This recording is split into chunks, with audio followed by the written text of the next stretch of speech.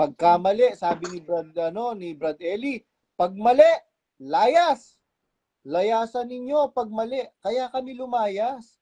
Kasi meron kaming nakitang mali at yung nakita naming mali, hindi lang isa, hindi lang dalawa, hindi lang tatlo. Pag ang isang mangangaral ay sinungaling, dapat mo nang layasan yun. Anong katunayan? Biruin mo, simpleng-simple lang. Ang tanong ng kapatid, totoo po ba yung Area 52? Ang sagot lang, yes or no. Ang sagot mo, AI. Kaya nga malinaw ang sabi ng Biblia eh. Sabi ng Biblia, ang pananalitain ninyo oo kung oo, hindi kung hindi. Sapagkat ang humigit pa dito ay buhat sa masama. Tamang-tama ang Biblia oh. Ang tanong ng mga kapatid, totoo po ba ang Area 52? Ang sagot mo dapat yes or no lang. Pero anong isinagot ni Daniel Rason? Artificial intelligence lang. Halatang halata oh. Nakikita ng mga kapatid, videos, pictures. Paano mong i-edit yung video? Na napakalinaw. Sabi nga ng mga kapatid na software enthusiast. Brad Badong, hindi po mahirap pong i-edit po yung ganun.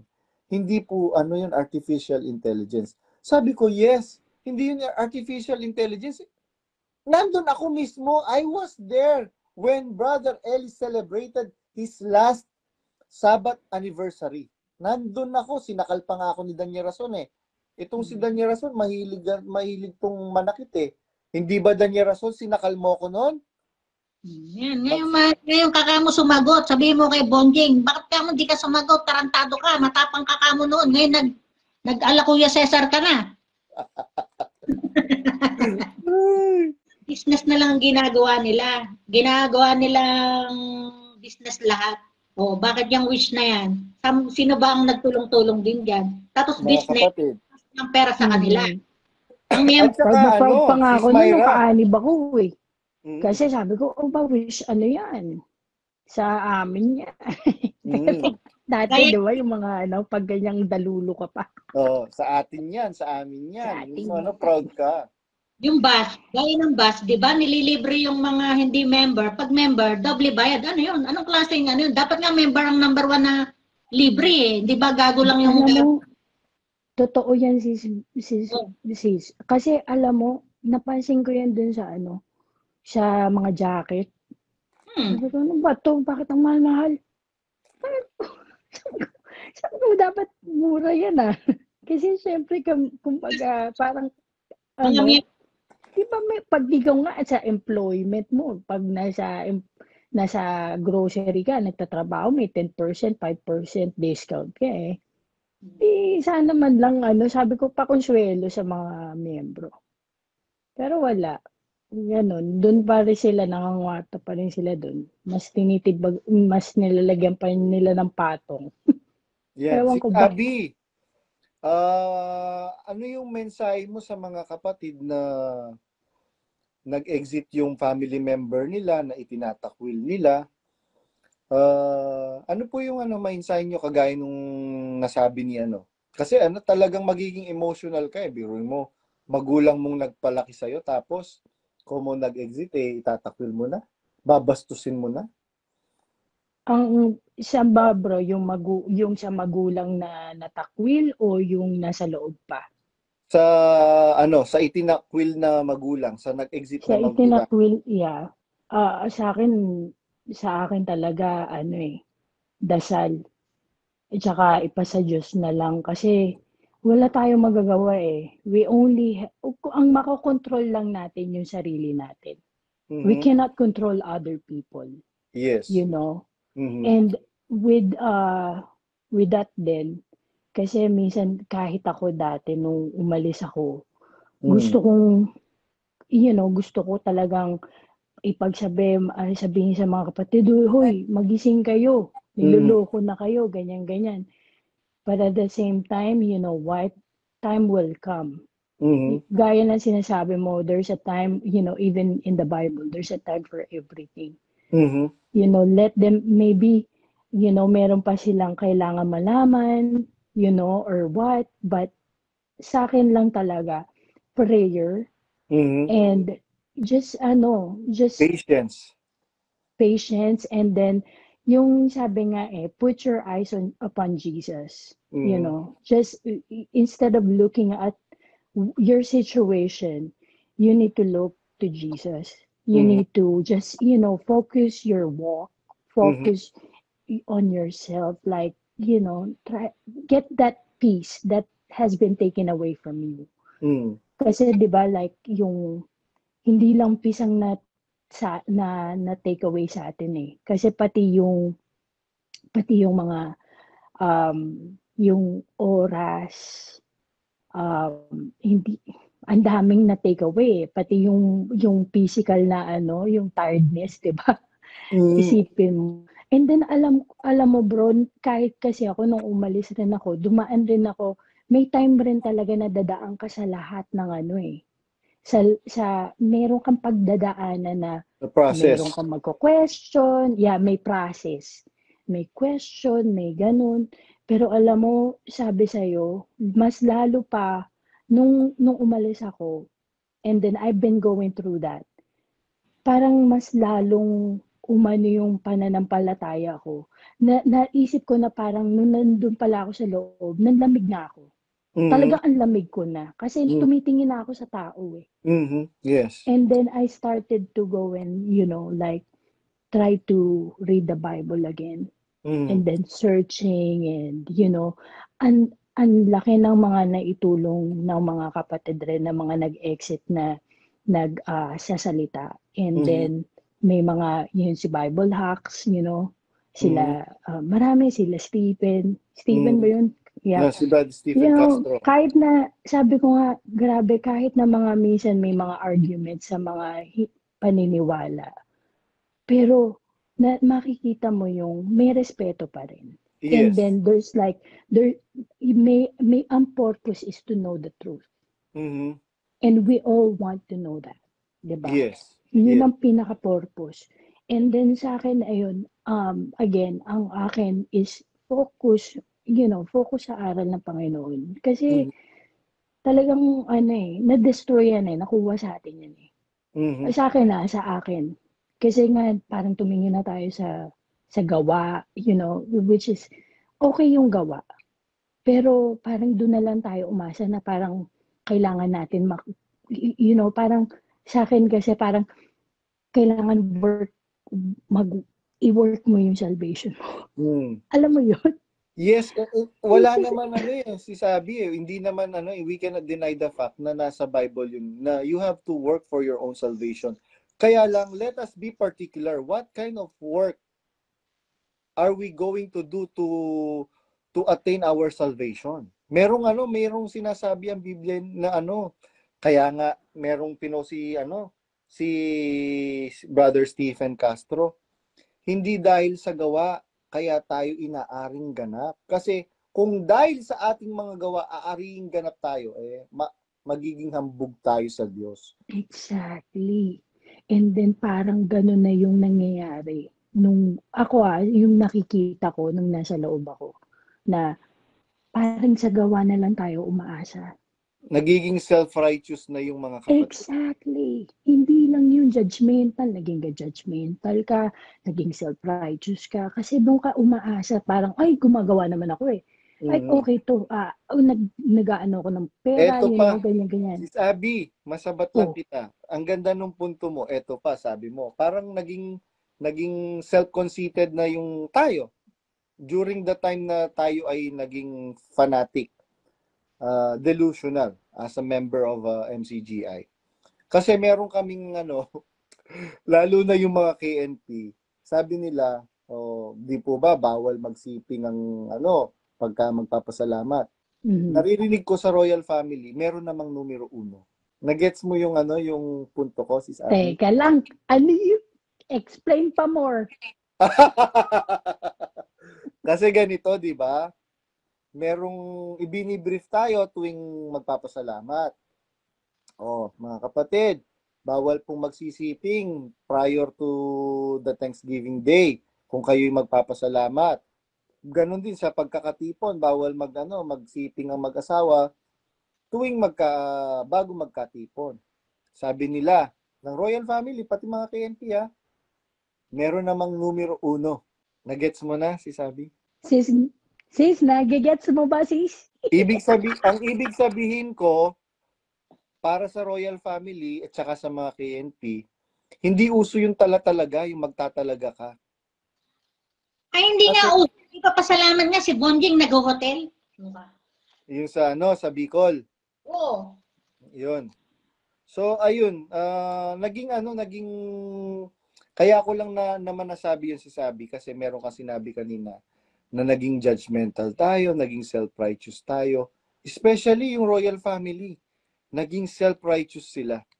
Kaya nga ang tawag nila ng kay sa mother ni Daniel Rason, para daw siyang si Mama Mary.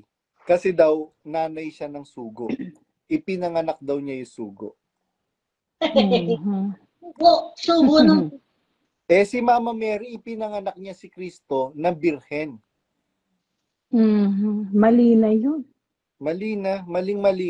Kaya, Mali. si Sabi, ang ganda ng message mo dun para sa mga kapatid na mga magulang na nag-exit na itinakwil ng kanilang mga anak na panatiko. Ngayon, gusto ko namang magbigay ka naman ng mensahe para sa mga kapatid nating mga panatiko na itinatakwil yung kanilang mga family member, most especially yung kanilang mga magulang na nagsipag-exit. Well, ang masasabi ko sa kanila, tandaan nila ang turo ng Panginoon na love your enemies. Kung tingin nyo na enemy ang mga umalis, mas magpakita kayo ng pag-ibig sa kanila. Kasi kung tingin nyo na, kasi marami yan silang ire-rebuttal sa atin, piyado sasabihin nila, kasi alam na nila yung turo tapos umalis pa, 'di ba? Kumbaga, parang, ayun, 'di ba sabi, takwil mo pag ganyan. No. Opo. No. Tingnan mo sila sa gawa nila. Alamin mo bakit umalis. 'Di ba? Hindi naman yung turo ang nilayasan. Ang nilayasan, yung pagmamanipula at mga kaganapan dyan sa loob na wala na ang check and balances dyan Wala na ang accountability yung leader mo. Yun, exactly. Yun ang sinasabi. Tignan nyo ang mga ng cult na ano ba talaga ang isang kulto. Na wala nang nagtatanong sa kanila. Lahat ng sabihin nila, hindi mo na pwedeng questionin. Nakikita mo yun Nakikita mo na yun na wala nang nagtatanong sa kanya. Lahat na lang nang nilalabas niya, panay, pag sinabi niya, yun na yun.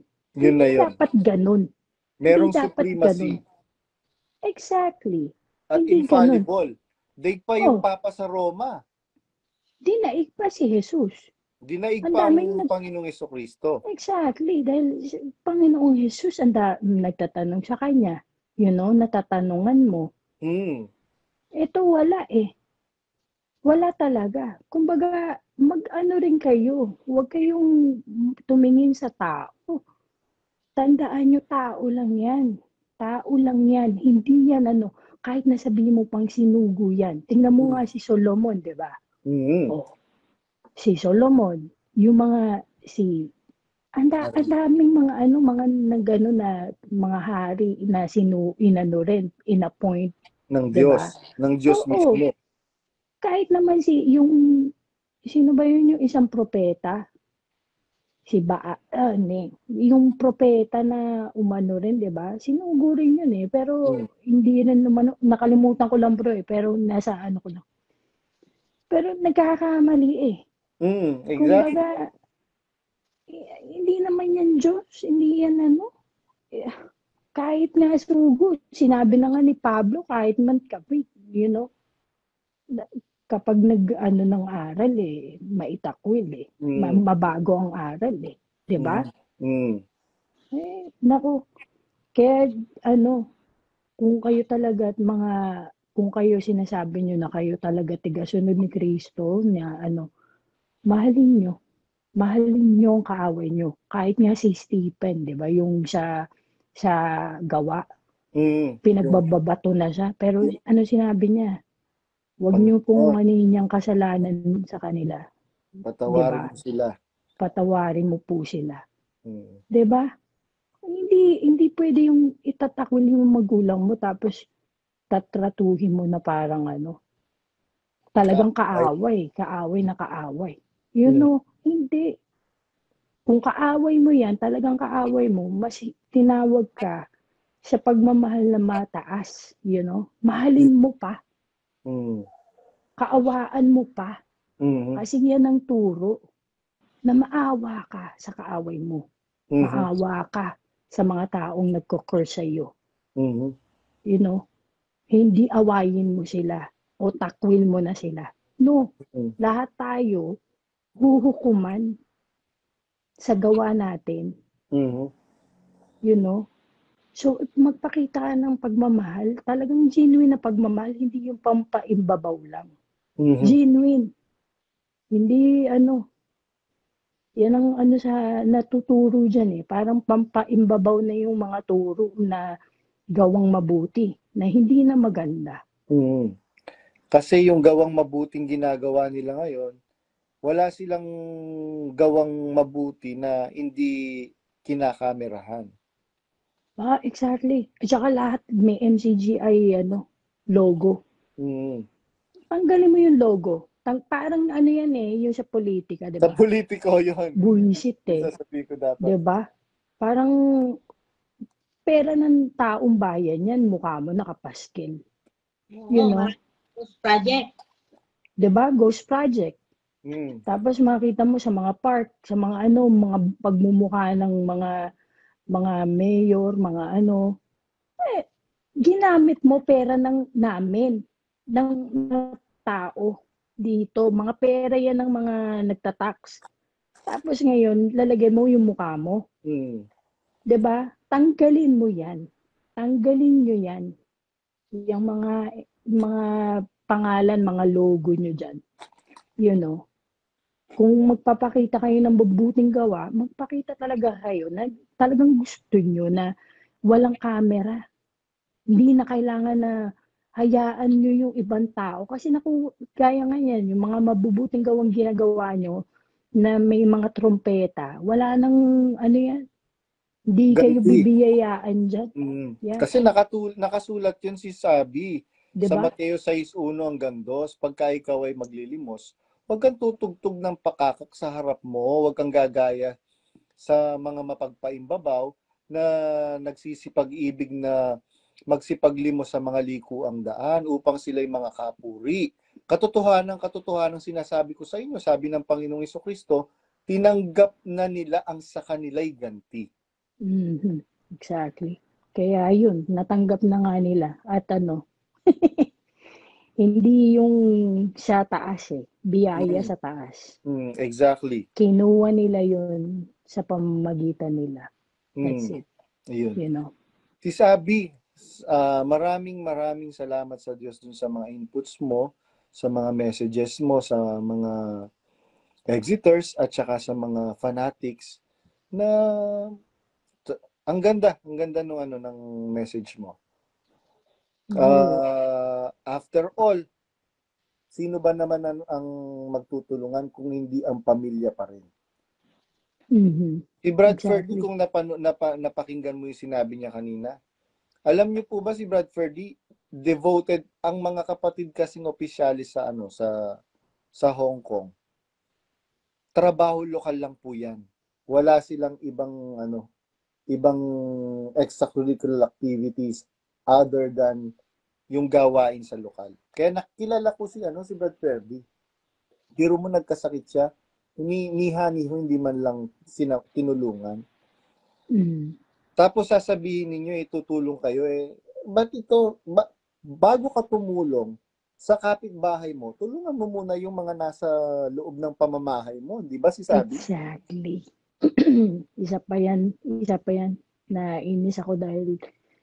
mga perang binibigay sa mga PNP, mga PNP ba? Tama ba?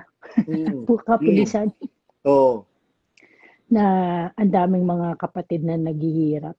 Mm. Na yung naghihirap sa ano, yung kumbaga, you know, financial o mga Financially. suporta, lalo na sa health. Exactly. Sa health, Exactly. you know, mga health. So, instead na tulungan yung mga kapatid, yun ang inuuna. I don't At know kung anong purpose nila, pero ayun, yung purpose, sabi mo nga sa Sis Abby. Tingnan niyo po mga kapatid, Sis Abby. Of all the government agencies na po pwede o kung talagang meron silang mabuting nasa na tumulong, bakit hindi yung Department of Education? Bakit hindi yung DSWD? mhm, 'Di ba? true. Bakit yung Mhm. National Police yung samantalang sabi nga ng mga kapatid na may mga kamag-anak na pulis. Badbadong, alam niyo po ba, meron akong ganito ganyan. Sabi nila, ganito po ang budget ng gobyerno sa Philippine National Police. Kaya sila mismo, nagtataka sila. Bakit? Of all the government agencies na po pwede nilang tulungan if meron silang malinis na intensyon na makatulong, bakit Philippine National Police? Ayan Exactly. lumilitaw pumunta si Danny Navales sa tanggapan ng Philippine National Police. Umingi sila ng escort para kay Danya Rason. Sabi nung pulis, nakausap ni Danny Navales, ay pasensya na po, para lang po sa mga government officials po yung escort ng mga pulis. Ay ganun ba? Sabing ganyan daw nung kausap ni Danny Navales. Sige, pupunta na lang ako dun sa mataas ninyong na nanunungkulan. Ako na po yung pinakamataas. So na in your face si Danny Navales. Oo. Ito, bro. Yung comment ng kapatid dito, si June official, kung yung binigay sa PNP, pinagpatayo ng isang lokal para di makuha mga members magbayad ng renta. Alam mo, kasi bago pa niya kinoment yan, naisip ko rin na yung mga lokal, kagaya ng sinabi ni Sis, di ba kanina, na may mga lokal na hindi na kumbaga hindi ba na-renovate, yung parang talagang old na. Merong ngang Tapos, lokal, si Sabi, hindi lang old. Merong lokal, parang bahay ng kalapate. Lalo na sa tingnan mga mo, probinsya. di ba isipin mo, yung mga perang yun, kayang-kaya magpagawa ng lokal, tapos sa mga matatanda na walang mga, kumbaga wala ng pamilya, pwede sila magtayo ng parang transient, a little transient on the side. Parang, come on, 'di ba? Makakapagtayo nga sila ng building Kaya nila magpatayo ng building na Hindi yung nila mga ibang kapatid na pwedeng matulog doon, pag Mm. malayo yung lugar, Mm. magpahinga muna para hindi ginagabi sa daan. Ang daming mga benepisyo na mabe-benefit sa mga kapatid. Tapos 'di ba? Hindi mahihirapan, mapapaalwa yung kalagayan. Pero Yun ang wala. mga bahay nila, Sis Abby, di ba? Tuwing SPBB, kahit tuwing SPBB lang, kung ayaw nilang, ang dami nilang bahay sa compound. Biruin mo, merong mga kapatid na, instead na patirahin na lang nila doon, sige mga kapatid, dito muna kayo sa bahay namin, total wala namang Alam niyo po ba ang ginagawa? Pinapa-Airbnb. Oy, alam mo ba kung bakit kita na friend dati? Oo, alam ko yun. Kasi, diba, may isang kapatid na ito dito ka mag kasi uwi ako ng Pilipinas sa SPBB.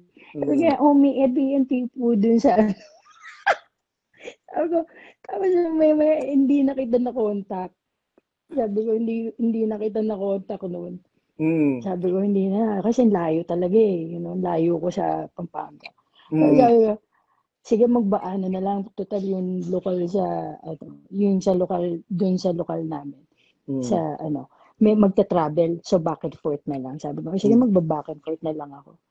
Tapos nagulat ako nung nakita ko pa yung mga picture mo. Tapos bigla ka nang lumabas. Sabi ko, ano nangyari? Pinablock ka.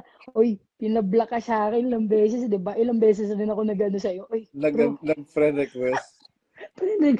Bro, pasensya. Oo. Hindi, pinablock ka talaga sa akin. Pero sabi ko dun sa kapatid na tumawag sa akin. Sabi ko, bakit ano? Sabi ko ganyan. Oo, nakikinig ako. Ay, nakikinig ka pala dun. Pinapablock na po yun. May ganyan. Kasi may laban na po siya. Ganyan. Tapos sabi ko sa kanila, teka lang, kapatid yun eh. Sabi ko ganyan. Sabi ko, hindi pa pwedeng bigyan ng ano yun, yung kumbaga, makipag-usap kay KDR, sabi ko ganyan. Na para maayos yung kapatid, nakakaawa kasi syempre kumbaga kailangan may umano sa kanya. Because syempre, kailangan natin sagipin yun ang akin eh, yung parang kung tingin nyo may laban, sabihin nyo. Kasi sabi ko, hindi kasi nyo naririnig yung mga hinaing niya, which is, that time talaga, naiintindihan ko rin yung yung pinagdadaanan mo. For some reason, I don't know why. Pero parang sabi ko na, oo nga. Kumbaga, pag may mga ganyang kapatid na may kailangan ayusin sa loob. Hindi kailangan i-block mo na lang kagad dahil sabihin nyo na may laban na. Kaya yun, pero inano talaga. Bahanat niya sa akin, ay, nakaawa ako sa niyo po, ganyan. Alam na niya na parang may impyerno na ako, something. Kasi nga, gano'n na sinabi ko, instead na ipagtanggol, kumbaga, umuo na lang. Yung ano ko is, pinaglaban ko na parang, hindi po, sana po ganito. Tapos, hindi, wala talaga. Sabi ko, para ang nasa utak ko naman, sabi ko, sige, kung tingin nyo na nai-stumble kayo sa ginagawa ko, sige. Sige, para hindi kayo ma-stumble. Ayoko na kasing, kumbaga, matisod sila sa akin. So, ginawa ko. And then, pinagpahinga ko yung sarili ko for, pero sabi ko, pero may sa puso ko na, parang mali yun ah. Ganun, mali yun. Tapos inanuhan ko sila. Pero talaga bro, hindi eh. Kasi, biglang after 1 week yun na naman, parang bumalik lang rin uli yung nabubuwisit ka na naman sa mga naririnig mo kay Daniel sa mga KNP. Sabi ko, ano ba to? Hindi na maganda to.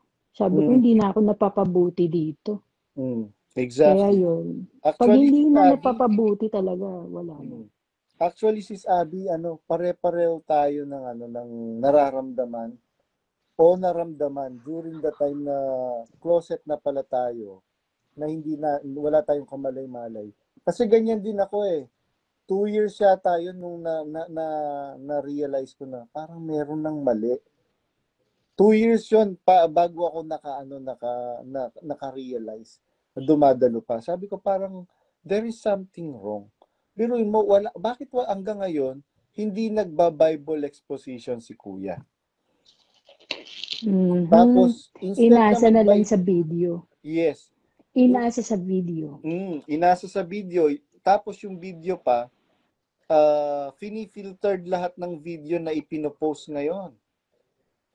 Bakit? Kasi pagka yung video, kasi merong mga video si Brother Eli na pagka ang mangangaral ay nagpapayaman at hindi nagpapatanong sa demonyo yan, lagpas Daniel Rason. Yep.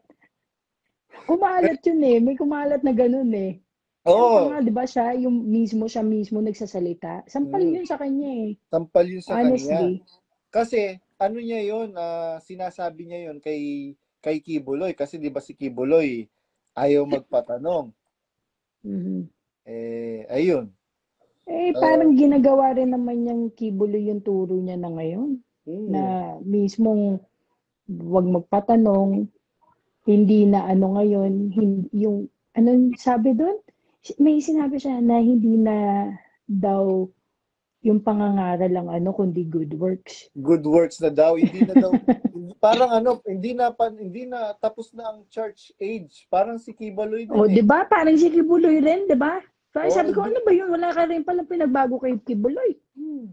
biruin mo, ang mga apostol hindi tumigil sa pangangaral, kaya nga sabi sa Biblia, mangaral ka sa kapanahunan at sa di kapanahunan. Aha. Oy, Biruin teka mo, lang. Sinasabi lang kanina yan nung isang Hmm. si Sis Rona Hmm. Kanina may live siya sa Discerning. Hmm. Banat yun nga. Ganyan. Buhay pa nga tayo. Buhay pa mga tao. Hmm. Which is talagang buhay pa nga. Kaya mangaral ka. Hmm. Walang Kaya ganyan. hindi kasi siya he's not fit to preach. Kasi wala siyang ipapangaral niya. Kaya paulit-ulit nga bro doon ako nanawa talaga. Hindi lang nanawa, parang gutom na gutom ako pagkalabas ko Biruin mo alam yun ng mga KNP na niloloko na lang nila ang mga kapatid, pero sinasabi nila bagong-bago po. Paano nila nasisikmura yan? Yun, Ako ang yun ang tanong ko, magandang tanong. paano nila nasisikmura yung ganyang mga bagay na yan? Ako hindi ko maintindihan. Hindi ba sila natatakot sa mga sa Diyos? Dahil ginagamit nila yung ganyang mga salita? O talagang bang tangan-tangan na talaga sila? Ewan ko. Tanga na nga. Kasi mga demonyo. Kasi, bakit hindi tanga? Sila nga, kinoconvince nila pa yung mga miyembro na alam nilang mali. Di ba? Mhm. Oh. Kasi nga, nakikinabang sila. Mhm. Yun ang Sige. I-challenge natin sila. Brother Del Mangiliman, pasalamat ka, tinatawag kitang Brother Del ngayon. Brother Del, sige, challenge ka namin ngayon. Kung talagang hindi kayo nakikinabang dyan, patunayan ninyo. Mali na yung tinuturo ninyo ng leader ninyo. Ayaw nyo pang umalis. Tapos tinatakot nyo, sige, balita ko, dyan sa Brazil, marami nang gustong mag-exit dyan. Tinatakot ninyo. Kasi nga, alam niyo hindi nakakarating kay Badong. anong sige. hindi takutin maraming lalabas ng baho nila. Lalabas at saka magkakaroon ng saksi doon sa sinabi mo na si Bes ay namatay sa ganun. Kaya nga, di magkakaalaman na kung totoo nga o hindi ba? Ayan, Si sige, Bro Josel. Paborito ko pa man din yan Paborito ko pa man din yan dati kasi parang nararamdaman ko sa kanya nung buhay pa si Eli, parang matatag to sa pananampalataya pero grabe. Sabi ko, mga kapatid, my goodness, Brad Rodel, please, maawa kayo. Maawa kayo sa mga kaluluwa nyo, sa pamilya nyo. Kung pakinabang yung ginagawa nyo. Ewan ko, kailangan yung bumalik sa Biblia. Tumigil kayo sa mga pakikinig sa tao. Kayo mismo, mag-research kayo, kayo. Hindi palibhasa sugo, sinasabi nyo sugo. Hindi nyo na tinitignan, ini-examine. Kung talaga yan sugo nyo, nasa lugar pa. Correct. Ano ba yan? Yung sugo sa na kailangan daling semento. Ayan mga kapatid, Brad Josel, baka maano na lang kayo, magulat na lang kayo, yung palo ng Diyos ipapadaan sa inyong mga anak. Brad Josel, baka makita mo na lang si Yan o kaya si Nielpot, pinalo na ng Diyos. Matakot kayo sa Diyos. Brad Rodel Mangiliman. Brad Josel, matakot kayo sa Diyos. Naku, alam ninyo na niloloko na lang kayo ni Daniel Rason. Pagkamali, sabi ni Brad Eli, pag mali, layas. Layasan ninyo pag mali. Kaya kami lumayas. Kasi meron kaming nakitang mali at yung nakita naming mali. hindi lang isa, hindi lang dalawa, hindi lang tatlo. Pag ang isang mangangaral ay sinungaling, dapat mo nang layasan yon. Anong katunayan? Biruin mo, simpleng-simple lang. Ang tanong ng kapatid, totoo po ba yung Area 52? Ang sagot lang, yes or no. Ang sagot mo, AI. Kaya nga malinaw ang sabi ng Biblia eh. Sabi ng Biblia, ang pananalitain ninyo'y oo kung oo, hindi kung hindi. Sapagkat ang humigit pa dito'y buhat sa masama. Tamang-tama ang Biblia oh. Ang tanong ng mga kapatid, totoo po ba ang Area 52? Ang sagot mo dapat, yes or no lang. Pero anong isinagot ni Daniel Rason? Artificial intelligence lang. Halatang halata oh, nakikita ng mga kapatid, videos, pictures. Paano mong i-edit yung video? Na napakalinaw. Sabi nga ng mga kapatid na software enthusiast, Brad Badong, hindi po mahirap pong i-edit po yung ganun. Hindi po yun artificial intelligence. Sabi ko, yes, hindi yun artificial intelligence. Nandun ako mismo, I was there when Brother Eli celebrated his last Sabbath anniversary. Nandun ako, sinakal pa nga ako ni Daniel Rason eh. Itong si Daniel Rason, mahilig tong manakit eh. Hindi ba Daniel Rason, sinakal mo ko noon? Yan. Ngayon kakamo sumagot. Sabihin mo kay Bonjing, bakit ka mo di ka sumagot? Tarantado ka, matapang kakamo noon. Ngayon nag-ala Kuya Cesar ka na. Di ba, nung buhay si Bes, napaka-daldal niya. Tapos ngayon para siyang si Kuya Cesar na Hindi mahulugan ng karayo.